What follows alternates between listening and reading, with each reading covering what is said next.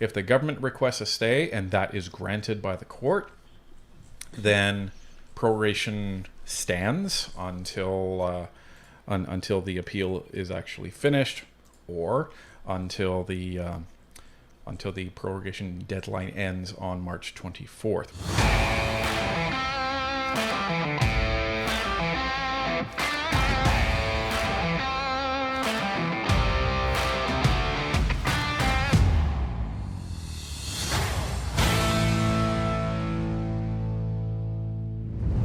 From Paul Proud Wow. Canadian. Thank you very much. It says, "Hello, Ryan and Tanya. Looking forward to your updates from Ottawa. If the court decides against the prorogation, will Parliament immediately reconvene? What will happen if the Trudeau Liberals appeal? Will Parliament continue to be prorogued? Thanks." So that's an excellent question. Good thing we have the answer. Excellent question. So I imagine a lot of people are wondering what will happen.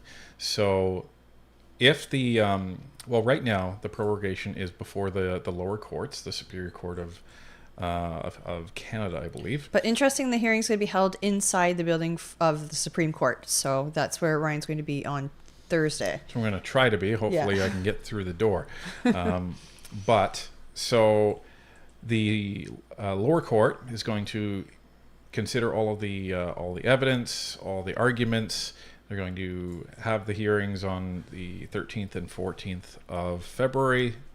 So that's in a couple days. So that's good. That's pretty exciting.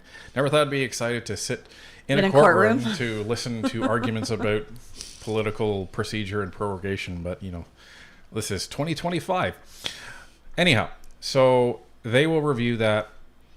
And if the court does decide that prorogation was, let's just say, an illegal or an abuse of the Prime Minister's power, or a misuse of that power, because even the media has been saying for weeks now that the reason that they prorogued is to give the Liberals time for a leadership race. More and more evidence is mounting up that that is the case, because Justin Trudeau has promised $1.3 billion that would be spent over a number of years. That still has to be approved in Parliament, and that can't be approved without a vote in the House. So if they choose to rule against that, what does that mean? That means that it depends on two things. So it could mean that immediately prorogation is null and void, and the House would have to return. So by default, that's what would happen. Now, what also can happen is if the government requests what's called a stay. So what that means is the lower court has the ruling. The government is effectively requesting that the court not implement the consequence of their decision until they have an opportunity to appeal. So this happens in a lot of different cases where if there's a fine to pay, or if there is potential jail time in other cases, in criminal cases, if they request a stay, then that penalty is literally stayed. It's like held off. It's postponed. Yeah.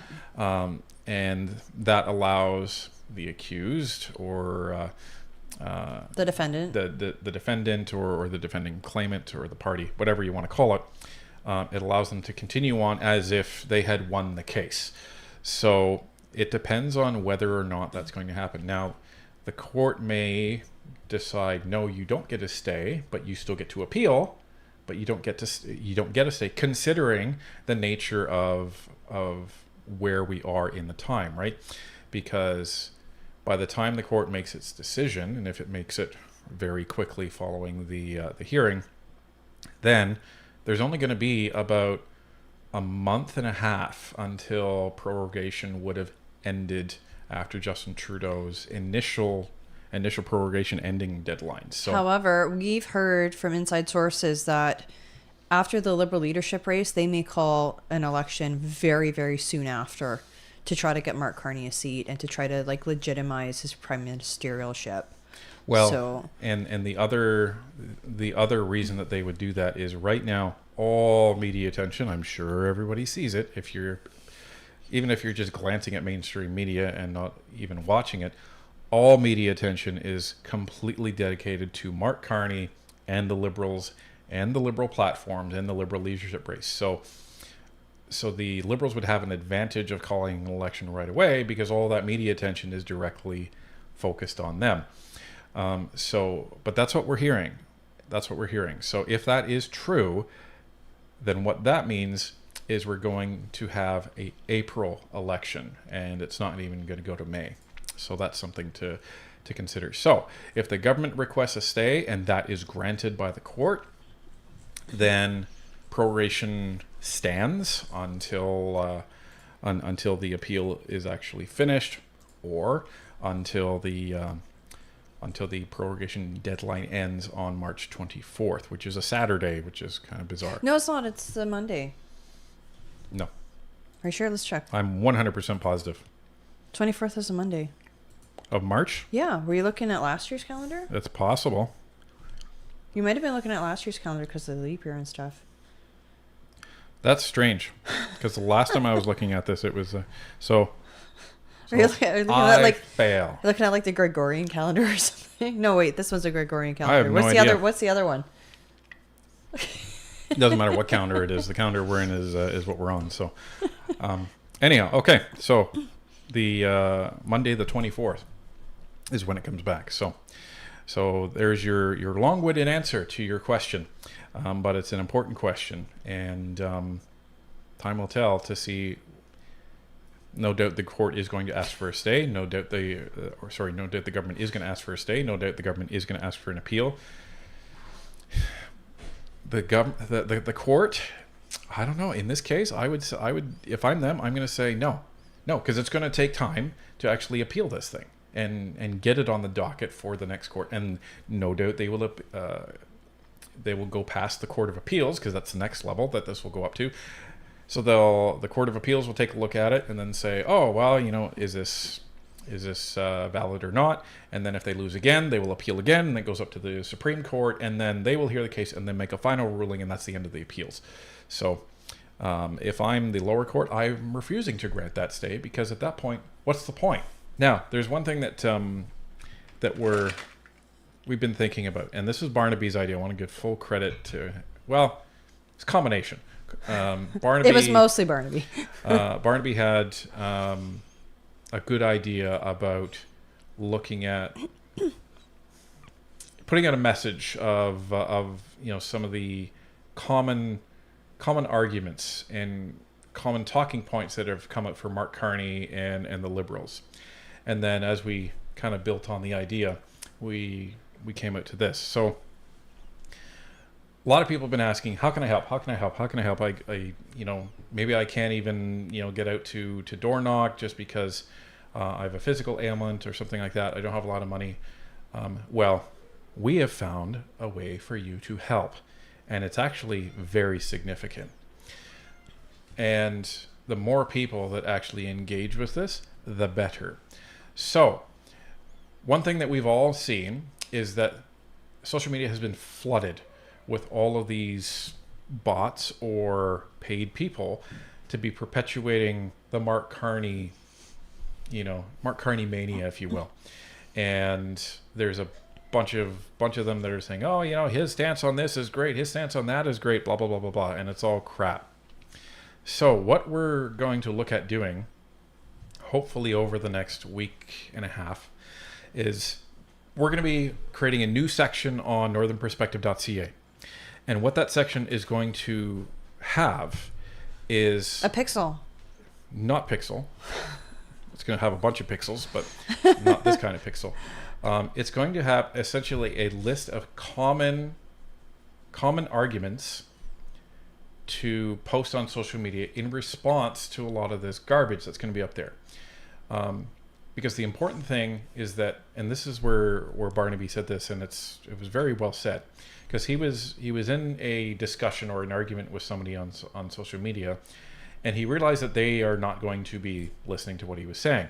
So what he started typing was for other people that might be reading it that are in the undecided camp, and those are the people that the Conservatives need to be going after. So what we are going to do is put together essentially this is what Mark Carney said he was going to do. This is the impact of what he said he was going to do. And here's the link to prove what we're talking about. And so people will just be able to go there, copy and paste it into social media. You don't even have to worry about how you're going to word it. We'll word it for you. And that way we can start fighting back quickly against this Mark Carney mania stuff.